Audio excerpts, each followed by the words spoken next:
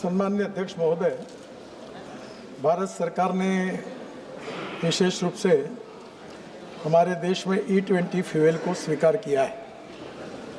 अभी हमारे पेट्रोल में E20 यानी इथेनॉल का 20% एडिंग होता है। ये करीब पुराने जो 2023 के पहले ही जो पुराने व्हीकल थे उसका भी टेस्टिंग किया है और करीब 1 लाख किलोमीटर तक टेस्टिंग करने के बाद ARAI, ये जो गवर्नमेंट की स्थापन की हुई संस्था है टेक्निकल पुणे की, उन्होंने इसमें यह कहा है कि no vehicle engine failures was observed, no impact on vehicle performance, start ability and drive ability and metal capability. वैसे अध्यक्ष महाराज, बहुत बार हम लोग मेंटेन करने के लिए बहुत बार 6-6, 8-8 महीने के बाद सर्विसिंग करते हैं। तो इसमें क्या है कि जो मेटल के पार्ट्स थे उसमें पहले ऐसा कहा गया था कि शायद इसमें कोई परिणाम हो सकता है, पर ध्यान में यह आया कि ऐसा कोई हुआ नहीं है। पर सर्विसिंग में छोटे छोटे जो मेटल के वॉशर्स होते हैं वो बदलते रहते हैं। इसके बारे में विशेष रूप से कोई तकरार भारत सरकार के पास नहीं आई।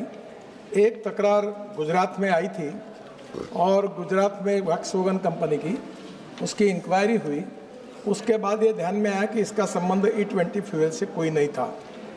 इसमें कुछ जगह ये बड़े प्रमाण पर ये जो इथेनॉल हमारे सरकार की प्राथमिकता है और प्रधानमंत्री जी के नेतृत्व में जो आत्मनिर्भर भारत का उद्दिष्ट रखा गया है, उसमें हमारा फॉसिल फ्यूल का इंपोर्ट 22 लाख करोड़ रुपए का है अध्यक्ष महाराज। और जो प्रदूषण हो रहा है उसके परिणाम हम सब भुगत रहे हैं। इथेनॉल एक ग्रीन फ्यूल है और उससे प्रदूषण कम होता है, और इसलिए अभी तक जो इथेनॉल हमने यूज़ किया है उसके कारण विशेष रूप से जो कार्बन डाइऑक्साइड का जो इमिशन है उसमें करीब 245 लाख मेट्रिक टन ये जो क्रूड ऑयल को इथेनॉल ने सब्स्टिट्यूट किया है, और करीब इसके साथ कार्बन इमिशन रिडक्शन में 736 lakh metric ton equivalent to 30 crore tree लगाएंगे, इतना हमने उसमें प्रदूषण कम हुआ है। मुझे लगता है कि इसमें किसानों का भी इसका बहुत बड़ा फ़ायदा हुआ है, और एक दिन 22 लाख करोड़ का ये इंपोर्ट समाप्त करके हम विकसित करके हमारे देश को, किसान को आज हमने ऊर्जा दाता, ईंधन दाता बनाया है।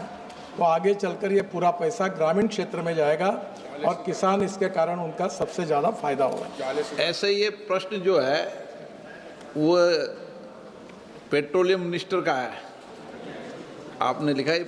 नहीं, मैंने उसमें सर ऐसा 2 है। इसमें ये जो स्टैंडर्ड्स तय होते हैं, ऑटोमोबाइल इंजन्स की बातें होती है, वो मेरे डिपार्टमेंट से संबंधित है। पेट्रोल जो इथेनॉल खरीदता है वो पेट्रोलियम मिनिस्ट्री लेती है। इसलिए मैंने आपको रिक्वेस्ट की थी कि अगर इथेनॉल के परचेस के बारे में या जो प्रश्न मेरे डिपार्टमेंट के बाहर आएंगे तो मैंने आदरणीय पेट्रोलियम मंत्री जी को रिक्वेस्ट की है, वो उसका जवाब देंगे, ऐसी आपको प्रार्थना की।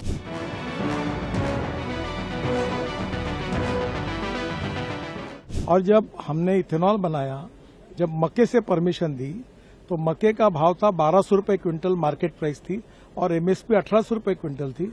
जैसे इथेनॉल की बात आई तो वो 2600 से 2800 रुपये क्विंटल हुई, और जिसका परिणाम ये हुआ कि यूपी और बिहार में 3 गुना मक्का लगा, और आज मक्के के बाद में किसानों को पैसा मिला। तो अगर ये 22 लाख करोड़ अगर बचेंगे तो ये किसके जेब में जाएंगे? ये देश के किसानों के जेब में जाएंगे। गांव समृद्ध होंगे, किसान समृद्ध होगा, इंपोर्ट कम होगा, और हर साल 40,000 करोड़, अभी जो 20% है, 40,000 करोड़ किसानों का फायदा हो रहा है। और अभी जो हमने कैलकुलेशन किया कि इसमें से 360 करोड़ पेड़ लगाकर जितना पोल्यूशन कम होता उतना इथेनॉल के कारण कम हुआ। देखो ये गाड़ी, इसमें देखो उधर कोई हवा नहीं है, कोई कार्बन डाइऑक्साइड नहीं है, no pollution, import substitute, cost effective, pollution free और इंडिजिनस।